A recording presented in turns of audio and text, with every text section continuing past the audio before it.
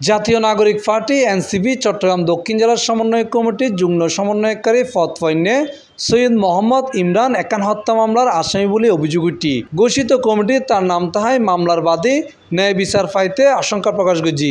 আসামির হত্যার বিচার চাই, ইমরান হোসেন বাবলুর ফাঁসি চাই। খবর পাই মাত্র লগে লগে এই দূর জনের পরে তারপরে এখন মারি দূর হইতে এটা রাখি আর পরে এলোভেতরি মারি রাখি ফেলে দিন জাঙ্গুরাত। এর আগে গত শুক্রবার বিকেলে জাতীয় নাগরিক পার্টির সদস্য সচিব এবং দক্ষিণাঞ্চলের মুখ্য সংগঠক হাসনাত আবদুল্লাহ স্বাক্ষরিত এনসিপি চট্টগ্রাম দক্ষিণ জেলার সমন্বয় কমিটির অনুমোদন দিয়ে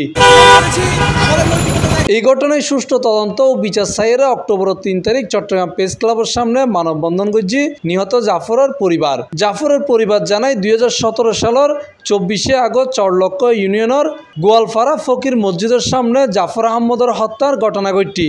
এই ঘটনায় ইমরান হোসেনের সহ প্রধান আসামি করি জাফরের স্ত্রী ফাতেমা বেগম কর্ণফুলী থানার মামলা দায়ের করছে। বাইরের লগে বাজাবাজি তারা ফোন দিয়ে ইতার ঘর তোর লগে লই যাইলে মানে ইতার পরিবার সহ ইতার লাড়ি সোয়াল ইতার ইয়াল লই লাড়ি বাহানি লইরে আসামিরে হত্যা করছে। ক্রিকেট স্টাম্প দি হকি স্টিচ দি বাইরে গিয়ে জাগার গোড়াতে মারি ফেলাই আর কর্ণফুলিত মামলা করছি। বহুত দিন ফালাতক আছিল, ফালাতক তাহার পরে গ্রেপ্তার হই এখনো আসামিরে হত্যা করানোর পরও এখনো আর পরিবারের হুমকি দেয়, আর বাচ্চারও হুমকি দেয়, আর বাসরের ফুয়ারও হুমকি দেয়, মানে একজন হাই দিতে আরো 2-4 জন হাইব আর পরিবারের তো। জানা যায় 37 সদস্য বিশিষ্ট ওই কমিটির কর্ণফুলীর ইমরান হোসেন যুগ্ম সমন্বয়কারী হিসেবে স্থান পাইয়ে তিনি কর্ণফুলী থানার জাফর হত্যা এবং একান শেখ প্রতারণার মামলায় গত 13 অক্টোবর রাতিয়ে চট্টগ্রাম নগরের কুলসি থানাত গ্রেপ্তার হইয়ে পরে তিনি জামিনও পাই। অনেক চেক প্রতারণার মামলা গ্রেপ্তার হইয়ে মোটামুটি 3-4 মাস জেল খাটি জামিন পাই গিয়ে কিন্তু এই ফয়েবের নামে সরাসরি হত্যা মামলা ছিল কর্ণফুলী থানার মধ্যে প্রধান আসামি হিসেবে। এবার সল্লক্ষা ইউনিয়নের জাফর ভাইয়ের পরিবারের পারিবারিক জামালাগুলো এনে হত্যা করছে। আর এই ফয়েবের মূলত অনেক কর্ণফুলী আনোয়ারের যে সাবেক এমপি জাবেদের খুবই ঘনিষ্ঠ মানুষ আসছিল।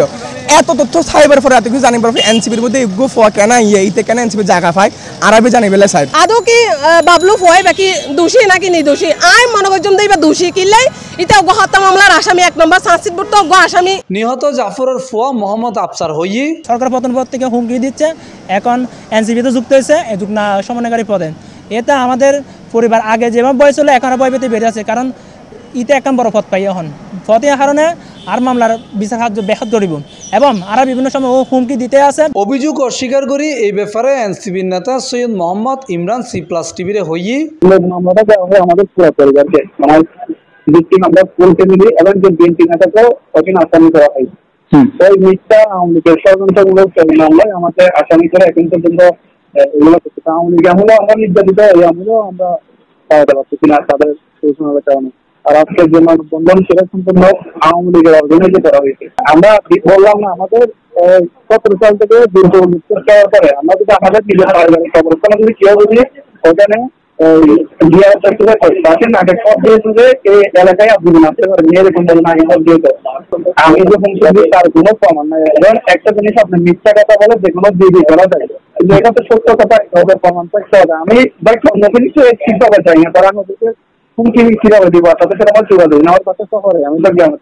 এই ব্যাপারে জানতে চাইলে জাতীয় নাগরিক পার্টি এনসিপির কেন্দ্রীয় যুগ্ম মুখ্য সংগঠক ও চট্টগ্রাম অঞ্চল তত্ত্বাবধায়ক জুবায়ের হাসান আরিফ C+ টিভির হইয়ে মামলা করছে কে জানেন, হচ্ছে স্থানীয় আওয়ামী লীগের নেতা তাদেরকে বাড়িচারা করছে, বাড়িচারা করার পর ওদেরকে হচ্ছে হত্যা মামলার আসামি করছে এবং হচ্ছে ওখানে এদেরকে বাড়ি করতে উচ্ছেদ করছে, বুঝছেন আওয়ামী লীগের সময়।